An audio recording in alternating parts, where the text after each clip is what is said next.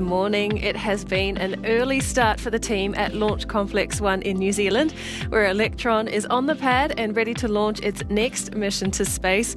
And we'll be carrying a single satellite to a sun-synchronous low Earth orbit today when Electron lifts off the pad in about 16 minutes' time for its 73rd launch. And it's great to have you join us. My name is Muriel Baker. And I'm Likita Satrasala. Together with Muriel, we'll be taking you through today's countdown to liftoff for Electron's next mission for Japan's satellite data and analytics company Synspective. Today's launch is called Owl New World, a continuation of our owl-themed mission names that reference Synspective's StriX series satellites. The mission names all relate to owls because StriX, the name for their satellites, is also a genus of owls that belong to a certain owl family, sometimes commonly called wood owls. And we've launched 6 owls or satellites on Electron before, but the one on today's launch is a next-generation StriX that Synspective will use for its synthetic aperture radar imaging constellation. It's also the first of 21 upcoming missions to build out that constellation before the end of the decade, the largest multi-launch agreement we have in place for a single customer for Electron. Now, each launch is specific to Synspective's mission, and today's rocket fairing is a great example of that. If you have a look at the top of the launch vehicle there, you might have noticed a bit of an unusual shape to it, and that is because we have deployed a customized fairing for this mission to accommodate the wide body of that StriX satellite. Those blades that you can see on the fairing are for the full edge of the satellite on all sides.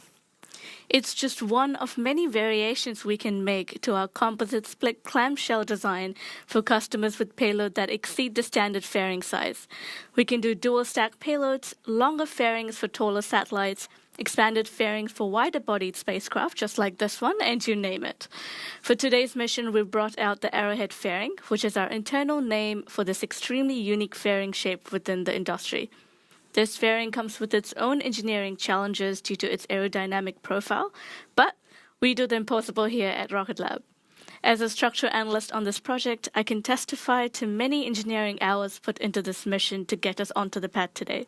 We're looking forward to seeing many more owls on Electron fairing in the years to come. Here's more about Synspective's mission.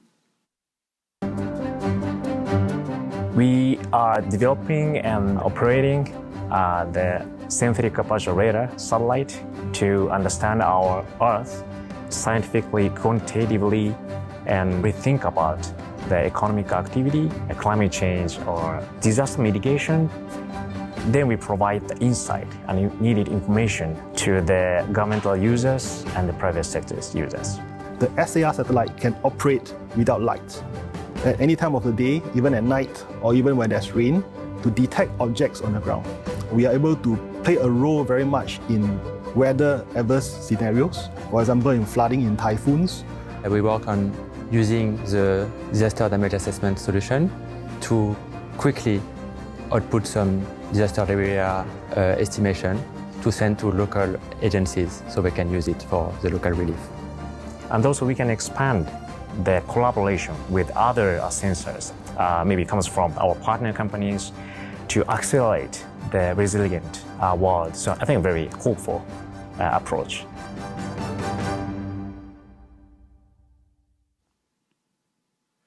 It's great to be back on the pad again for Synspective.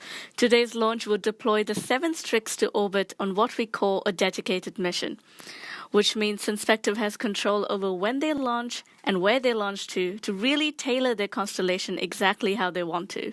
And right now, that 7th StriX and Synspective are just 12 or so minutes away from heading to space again. So let's check in with the launch operators in mission control to confirm that everything remains on track and listen into the go, no-go poll for today's liftoff.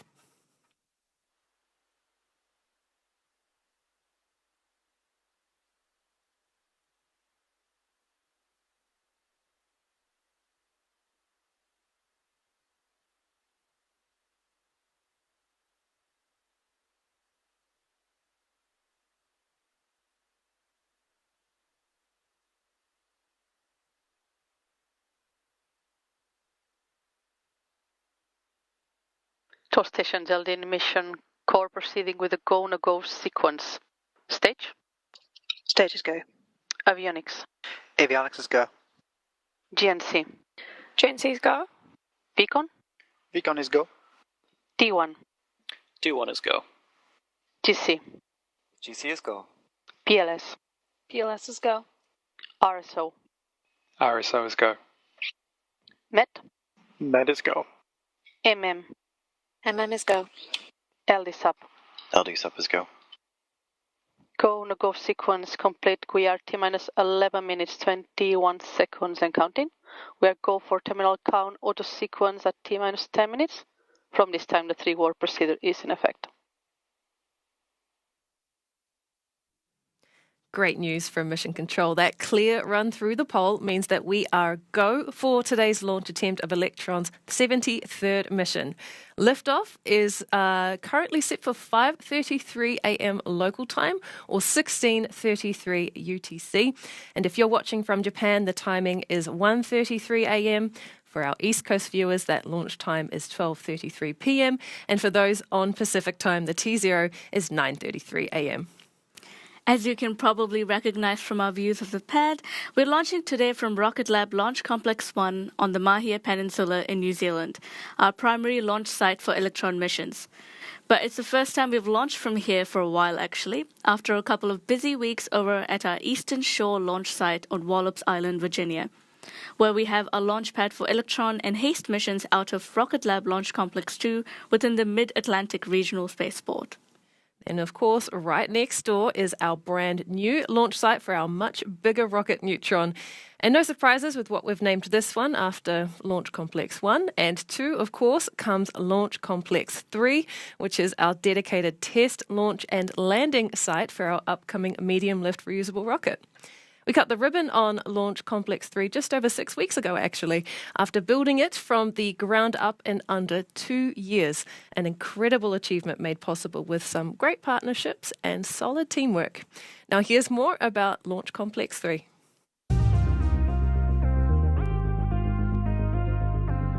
And Launch Complex 3, looks a little different than most other orbital launch pads of a vehicle this class. And we did that intentionally to reduce the amount of bespoke infrastructure that needs to be created to support this rocket. You'll see the pad is quite clean with its propellant farms supporting the main launch pad in itself. And that's really largely there to minimize the amount of infrastructure needed for rapid reuse. Launch Complex 3 is a world-class medium-lift launch facility. It's constructed on pile-supported foundations. There's over 650 concrete reinforced piles that are between 70 and 80 feet in length. We have over 5,000 cubic yards of concrete on site for the foundations. In addition to that, we have approximately 700 tons of steel in the launch mount itself. We have a water tower that has a 200,000 gallon capacity and even more capacity in our cryogenic propellant storage on site. If you go out radially from the launch mount, you'll see a series of buildings that we call the launch equipment vaults. Those house all the electrical and controls equipment needed for both the ground systems and the launch vehicle itself. Towards the perimeter of the site, you'll notice large tanks. Those are the propellant farms that store and ultimately load Neutron with the fuel and oxidizer ahead of test and launch campaigns. There's quite a few block upgrades that are planned for Launch Complex 3. Most notably, you'll see block upgrades to the lifting and integration infrastructure out on the launch site itself. In addition to that, you'll see a doubling of propellant storage and a number of other assets put in place to support rapid turnaround times for both test opportunities as well as missions. With Launch Complex 3 being the fourth launch pad we've built as a company, we've got a lot of experience in bringing infrastructure to life very, very quickly. We're also familiar with the Wallops Island and the NASA and the Virginia space teams, so that's enabled us to really hit the ground running in getting this pad built in record time. Neutron is revolutionary in its design, revolutionary in its construction, and its operating model. This will bring a new capability and expanding the lift capability at the Mid-Atlantic Regional Spaceport. We have a marvelous relationship with Rocket Lab, and we're excited about beginning to launch the new Neutron rocket. Exciting times ahead as space continues to grow. Rocket Lab with Neutron at Wallops represents an expansion of the launch capacity that's needed in the United States. You can't launch everything from the Cape, and the United States needs both Wallops and the Cape to be able to enable us to go to the moon and onto Mars.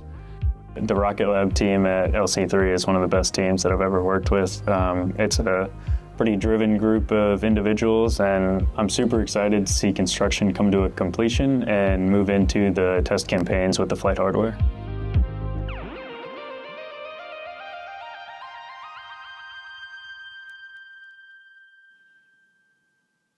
You know, Sir Peter said at the opening that he thinks the site looks so good it could be an architectural monument, and I'd agree with that. What do you think, Lakita? Yeah, most definitely. It looks really good, and some of the stats behind the build are just incredible.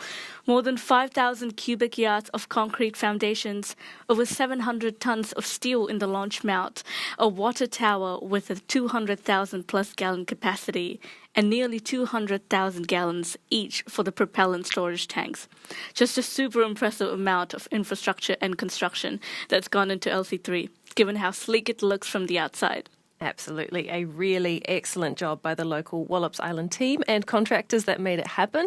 And with Launch Complex 3 now officially open, that does mean soon we'll be starting to see Neutron flight hardware make its way to the site for complete integrated systems testing and launch operations in the lead up to its maiden flight. Super exciting to see it all coming together now. Also, how cool would it be if we were launching to Mars from Mars? When Neutron launches from Virginia, it will bring the largest lift capacity to the eastern shore in the spaceport's history. And what better way to utilize that capability than to help build crucial infrastructure for Mars exploration? That's the vision we have for our Mars Telecommunication Orbiter, a spacecraft to provide communications for future crewed and robotic missions at Mars, and maybe even support efforts to return the Mars samples that are waiting to come home. We're ready to do it. Here's a video to show you how.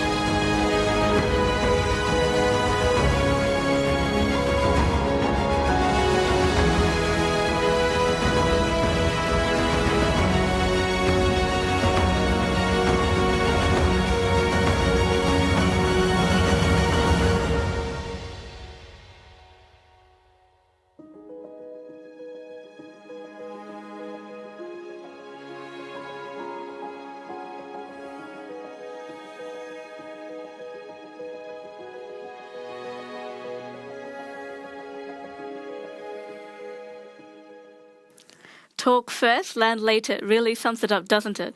What an exciting mission. Yeah, straight to the point.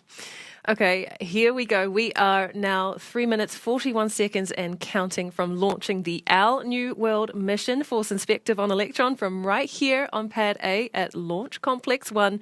Let's take you through what is about to happen next. So at T-minus 2 minutes, we enter into what is known as the final count. And by this point, Electron is topped up with its fuel and oxidizer propellants, with the liquid oxygen set at a super cold cryogenic temperature that will cause moisture on the outside of the rocket to freeze. And that's where you can see those white stripes against Electron's black carbon composite structure. The operators in mission control are making their way through their final checks so that all launch systems are green and remain green right at the T0 mark. By this point as well, Electron's flight computer will have taken over the countdown to run through the final automated sequences before launch. Electron's first and second stages will be fully pressurized and ready for launch. And then it's down to Launch Director's final count, along with the mission clock from T-minus 10 seconds to liftoff. We are just moments away from those final actions now, so we're going to bring up the audio channels from Mission Control to listen in, and then Lakita and I will be back with you after liftoff. So go Electron, go Synspective, and go StriX.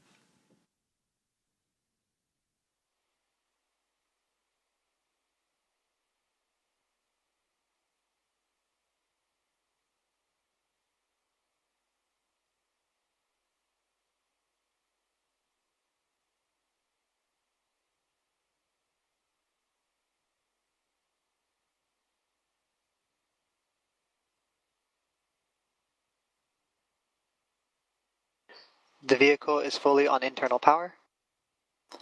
AFTS is green and enabled for flight.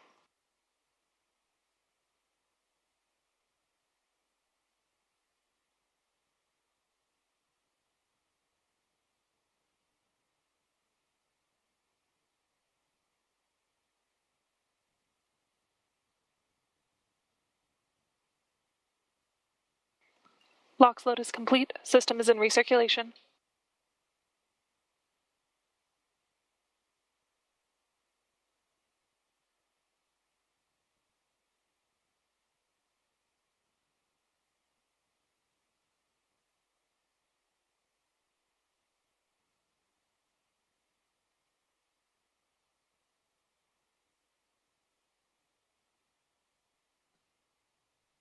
Anti-geysering is disabled.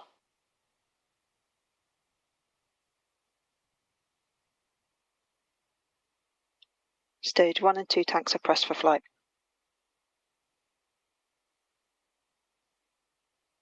High flow engine approach enabled.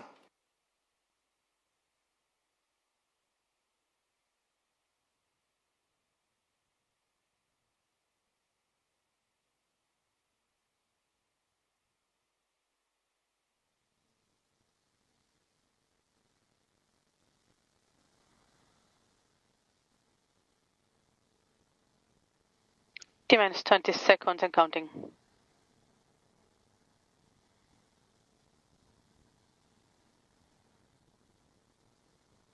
Ten, 9, 8, 7, 6, 5, 4, 3, 2, 1.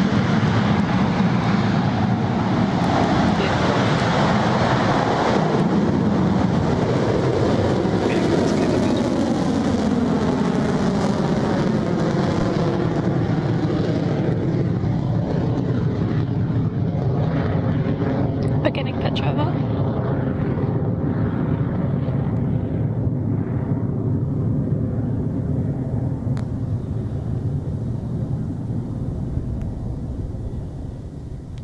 Stage 1 propulsion is nominal. There goes Electron, launching into an all-new world with our 7th mission for Synspective. We've cleared the pad and Electron is now about 42 seconds into flight and climbing nominally in both speed and altitude, which means next up for this phase of flight will be max Q, or maximum aerodynamic pressure. The guidance, navigation and control team will give us a call once we've cleared that point in the launch, so let's listen in.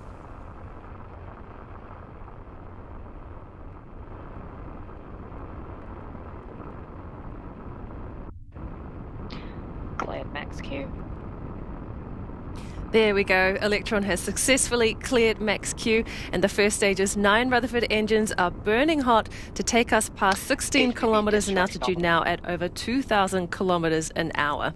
Now, those engines have another 60 seconds or so to go before we reach the next point in flight, which is main engine cutoff, or MECO, on the first stage. And this is when all 9 of those engines shut down at the same time, just ahead of Electron's second stage separation event. That shutdown helps to ease Electron's velocity just a touch for stage separation before the second stage's own Rutherford engine ignites for its engine burn to deliver the mission closer to orbit.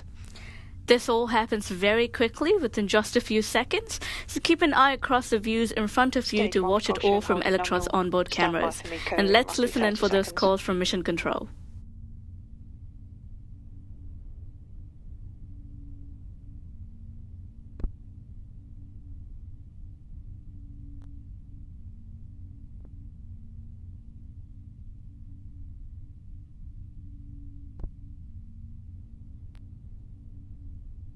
Enter it burnout detect mode. 10 seconds till staging.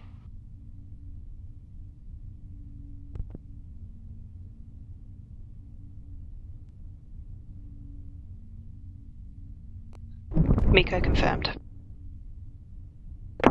Separation confirmed. Stage 2 ignition confirmed.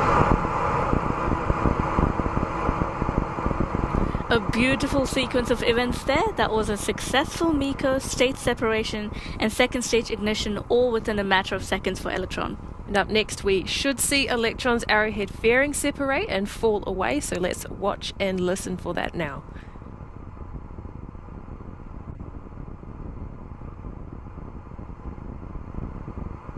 Fairing jettison confirmed.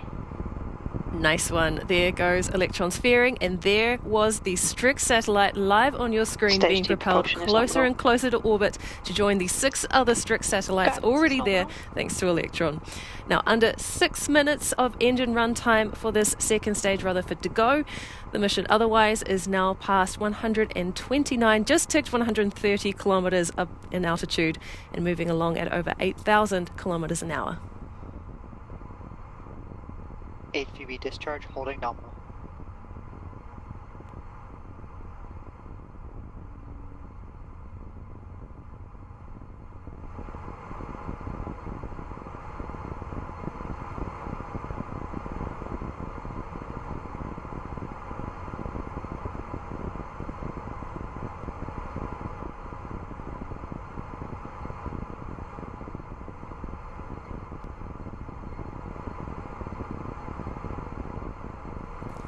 The version of Rutherford engine used for the second stage is practically the same as the sea level version used for the first stage, just with a few more pounds of thrust per engine and a higher specific impulse of 343 seconds compared to 311 seconds for the sea level version. This basically means that the engine with the higher value of specific impulse is more efficient, because it produces more thrust for the same amount of propellant. Across both types of engines, though, we use batteries to electrically pump the Rutherford's fuel. And for the second stage engine, we need to swap those batteries out as the engine's runtime drains them. This is called the battery hot swap, and it's a maneuver that you'll only find on Electron and for these engines. And we're coming up on that milestone very shortly, with battery hot swap scheduled to take place at around 6 minutes and 36 seconds into flight, not too far away now. And you might actually see the spent batteries from the stage 2 disconnect and fall away when that happens. So look out for a shiny silver object being jettisoned to know that the battery hot swap has taken place.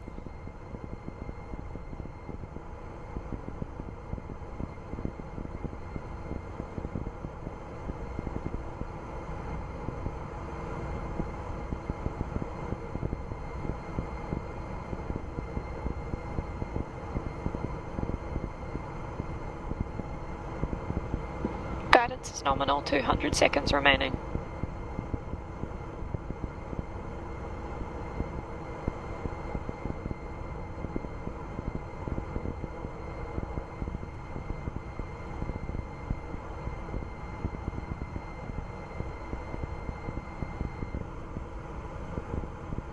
HVB discharge holding nominal, approaching hot swap in roughly 30 seconds.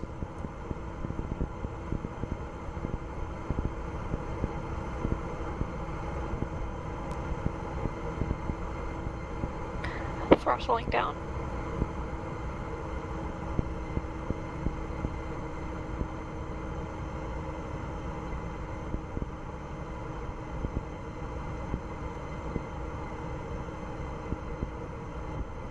Battery jettison confirmed.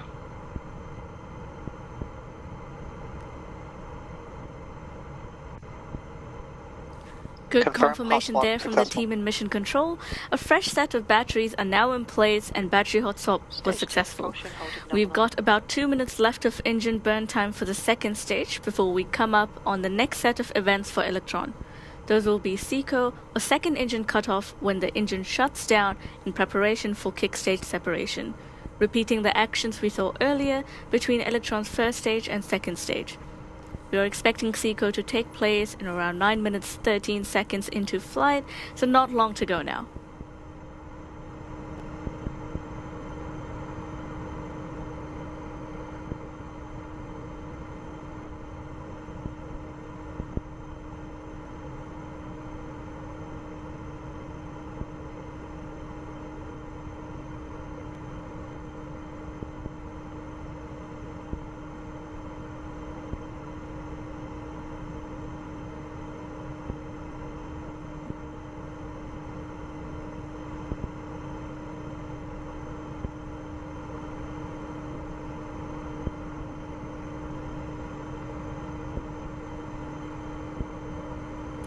Alright, we're coming up to second engine cutoff on Electron's second stage very soon.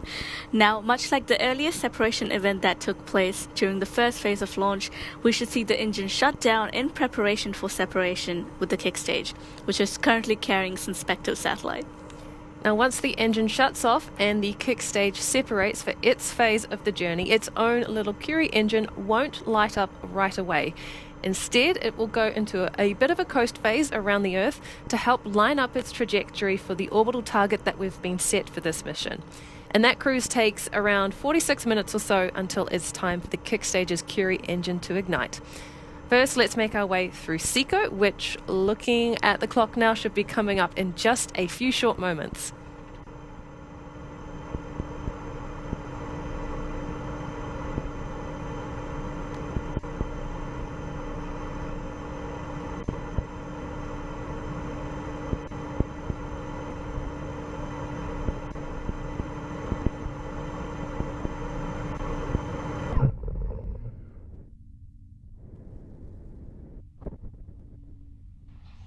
Nominal transfer orbit achieved. Stage separation confirmed.